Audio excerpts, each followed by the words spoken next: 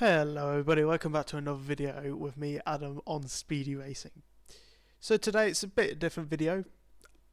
It's something that when I started playing Automblista I really struggled with, and it is the championship mode.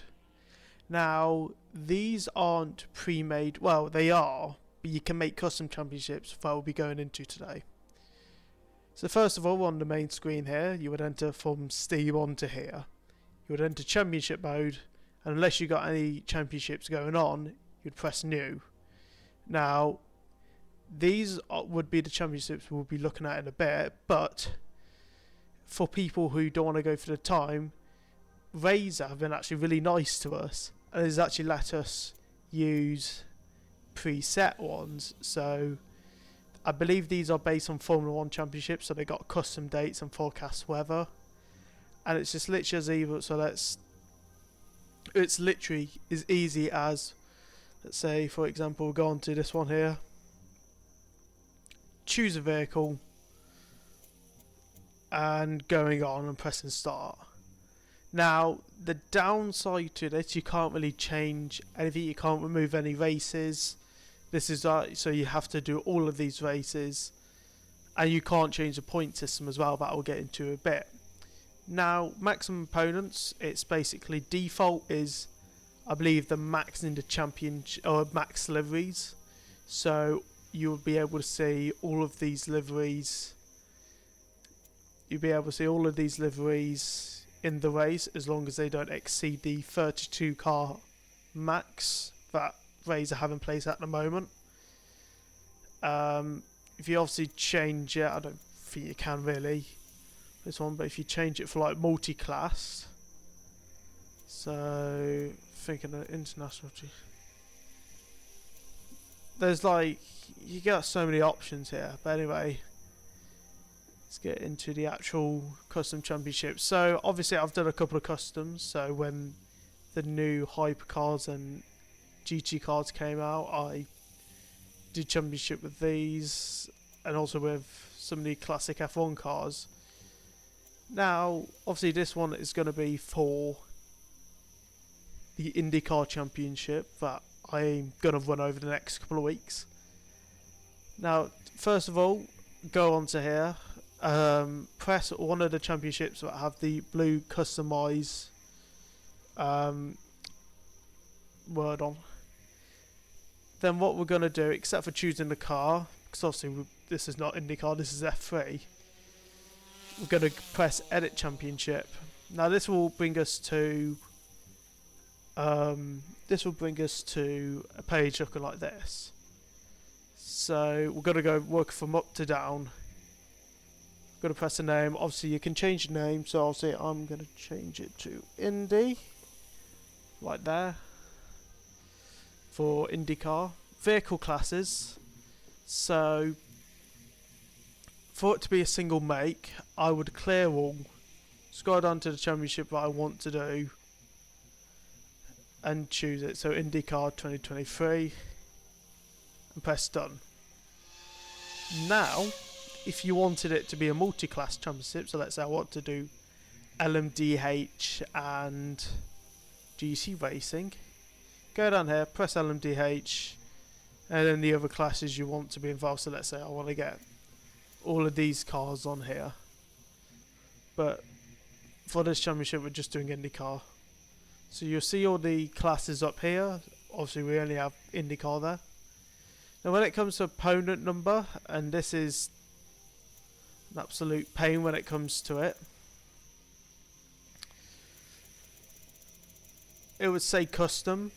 I don't know why it doesn't say that, so if I just clear all, I don't know if it's just for that, but if I press that, it can get a bit fidgety. So, oh yeah, here we go. So you see here, it makes sense now. So custom, you literally pick as many cars as you want, and it will automatically fill it in with either K2M or DPI. And the manual, I believe, is the edit grid. So yeah, you can actually physically edit the grid. So let's say I want to do 8 caterhams and 2 DPIs, you can do that easy. Obviously, just for the sake of this video, we're gonna do Indy. So we're just gonna go down here and find Indy. And let's say we just want a full grid of cars.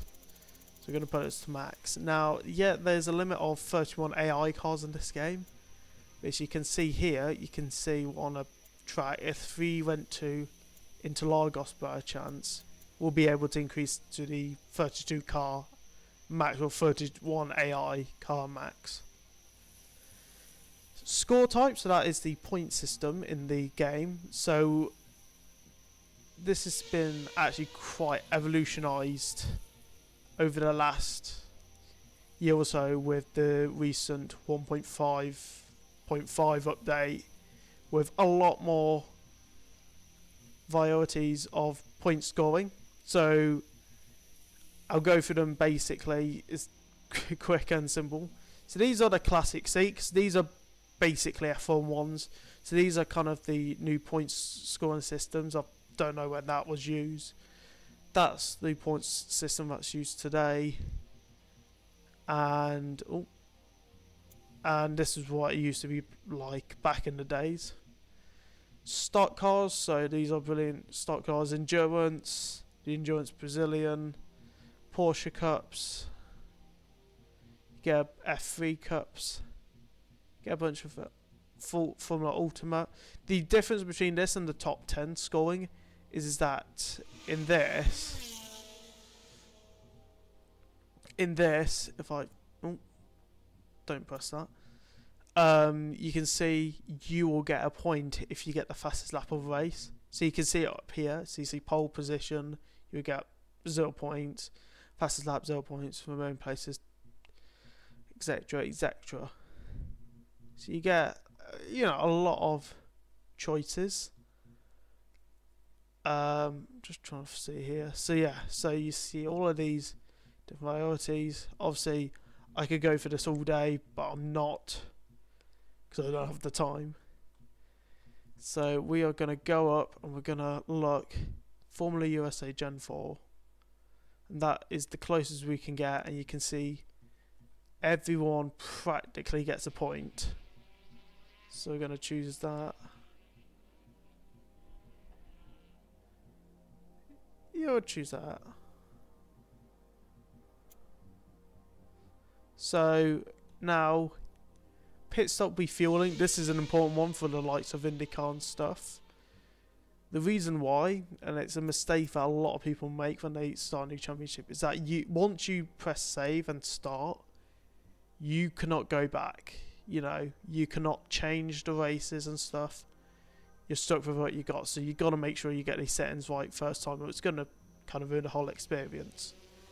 So pit stop refueling allowed. Self-explanatory. It will mean that, during the race, you will be allowed to fill your car with fuel, or top your car with fuel during a pit stop. Now, where you would not use this is, for example, in like Formula 1 championships, where obviously since 2009 they haven't used pit stop refueling. Or touring cars, for example, they don't really use refueling, except for DTM, but that's more of a GT championship now. Full course yellows, it's obviously another word for safety cars. So obviously if there's a bad enough accident on the track, it will deploy the safety car. In ams2, compared to other sims I've played, they are quite quick, so it's only going to be a couple of laps. Compared to F1 and R Factor, they are quite swift. And they're quite good, to be honest. They're quite user friendly. Pit speed limit. This is kilometers per hour. You cannot change it to miles per hour, so you may need a converter if you're using that limit. So basically what it does is that no matter what track you're at, it will set the speed limit. So for example, let's say I want to do 60 miles per hour. That's roughly about 100 kilometers per hour.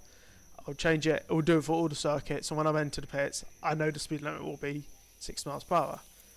In a lot of old-fashioned championships, and this is something that still isn't in any ways, hasn't been mentioned even in updates, is the ability to turn this off. Now, in the circumstances you would turn this off, it would be mainly for classic championships, pre-mid 90s, where they didn't have speed limits in pit lanes.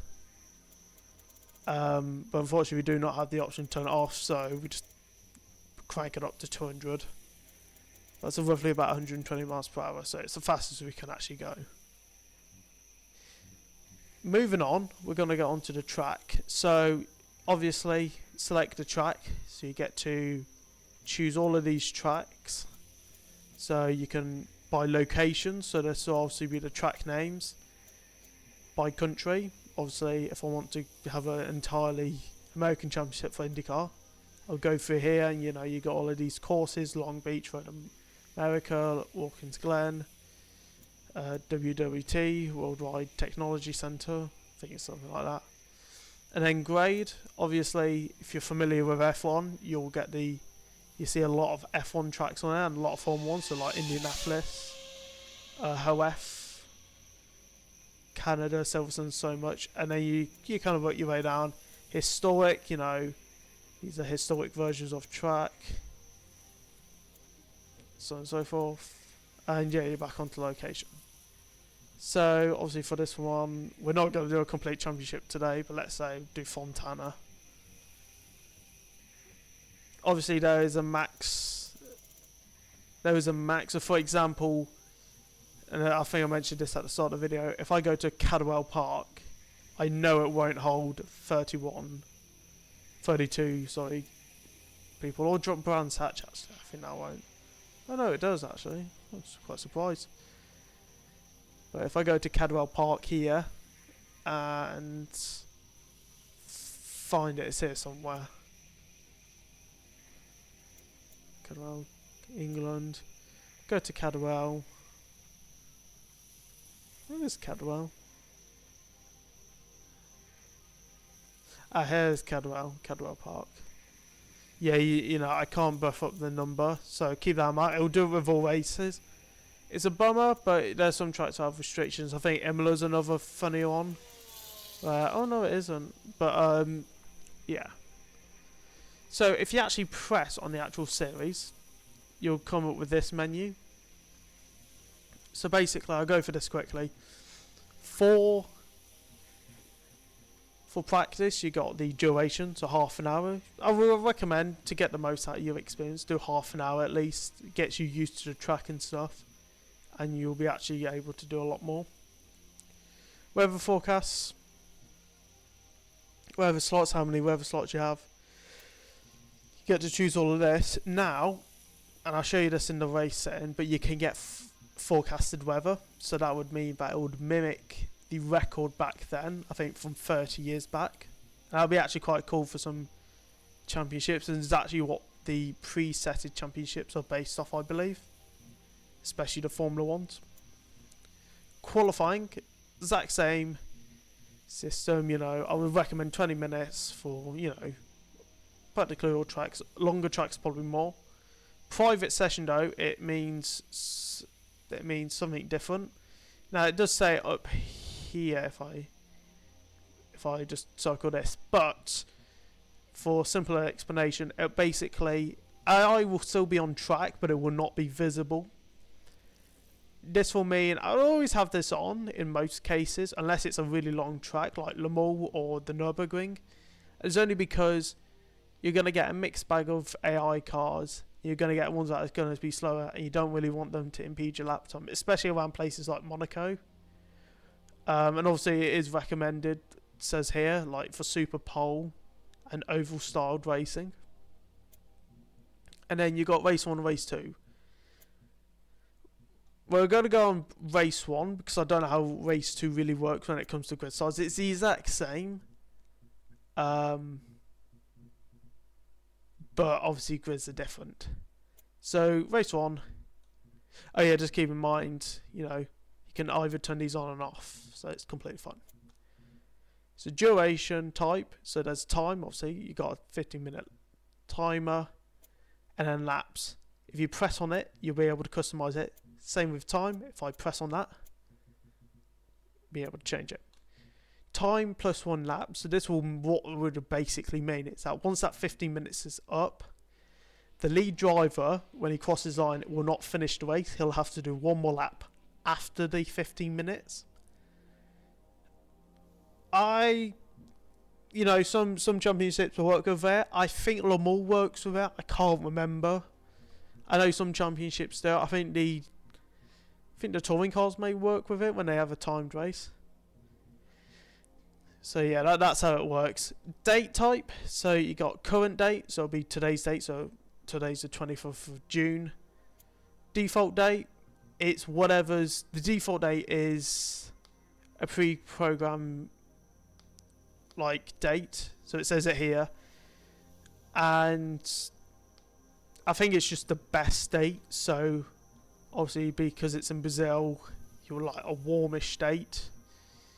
So it won't be, you won't struggle with tire temperatures or something. Start time, you can get all sorts of times, self-explanatory. Time progression real time, so if the race is going to be 15 minutes, unless you've got a full formation lap, the race will finish at 6:15. Weather slots, like I said in the other sessions, you can get multiple weather slots. Now here we go, real historic weather. Now this is a term where there's a lot of confusion. Now, what this means is that if the race happens on this date here, so 12th of the 11th, 2021, it will mimic the weather or the weather recorded from that date. And this does not mean you can go back to the 50s or 60s, because this information won't be readily available. But it's cool to go back to, the 90s, the 2000s and stuff, and mimic stuff like that. So this will basically mean you won't be able to get any other weather slots. It will mean, so if it was raining at 6 o'clock on this date, it will rain there. If it rained at 7 o'clock, if the race was over an hour, it would rain towards the end of it. So yeah. Start type, standing, rolling. Standings like Formula 1 style, rolling's like GT racing style. An IndyCar. Formation lap. So if I have it off, it will literally put me bang in the race. It will give me 5-second countdown, and then the race will start. If you want to actually get going, get warmed up correctly, put in the formation lap. It will help a lot. I usually do it anyway. Mandatory pit stop. In the 15 minutes that the race is on, for example, you will have to do a pit stop. So if I press yes, I will have to do a pit stop, or you will be disqualified from the race. Mandatory pit stop, minimum tyres. This is quite interesting. Now, there is a confusion with this. I thought it was the amount of sets of tyres you have to use. No, it's the amount of tyres that you have to change in a single pit stop. So, for example, in the Indy 500, you'd only really see them change the tyres on the right side because they wear more. If I wanted to do something similar, I'd change it to 2 tyres because it's the front right and front rear left of right tyres that they're changing. For schedule full course yellow, it's not guaranteed that you'll get a naturally occurring full course yellow in the race. So if you want one to guarantee to happen, you can choose this. So it'll be 25% race system, 50 or 75. I particularly don't like these, so I like to put it on random. Because it just adds a lot more to the race. Life track preset. You got green, so I think that's everything completely off. You can do research into this: light rubber, medium rubber, heavy rubber. Default progressing. Default progressing practically means that from the practice or qualifying what session you start, it's going to build up. The only thing that's not in there that is if I just turn off the real weather, you can see here you can get damp and wet. Wet is basically it's just rained, the track's soaking wet, it's got puddles, it's got splash points, it's all that. Damp on the other hand, it's moderately wet, and within 3 laps it'll be completely dry. So just keep that in mind. Green, it's like what it is after it rained, track's completely dry. So that's everything. Now the last thing to go over is quite simple, and it's add a new round. Now keep this in mind, is that the functions that you've put into here, so practice, qualifying, race and race, it will be copied down there. The only difference is, as you can see, is the date that's been moved a week to both simulate, you know, like you can't do 2 races in 2 different places a day. Obviously you can manually change it, but you know, you can't really. Obviously you can swap it, you know, you can, well, it isn't really easy here, but if I go for, yeah, this one, I can, you know, swap it over. I can decide which one goes where. Obviously the dates won't change, that I find a bit odd, but it's going to look fine. But yeah, no, that's how you do it. If you got any questions, put them in the comments, obviously, because, you know, I'll probably missed out on it. I probably wasn't thorough enough. If, you know, there's many other videos about this. Now this is the most recent one. Timo, a guy who I follow, Timo, I put his video. Well, I'll link his video down below. He's got one that's I think about a year or 2 old now, so some of the features were not mentioned. Also, I will put the link for the IndyCar pack in, because that is a very good mod. It's completely free. It's one of the best mods you can get on Automblista at the moment, and they're very detailed, and it's a really good pack. I will do a review soon about it, hopefully in the next week or 2. But if you got any questions, please leave them in the comments. Please like and subscribe, and until next time, take care. Bye bye.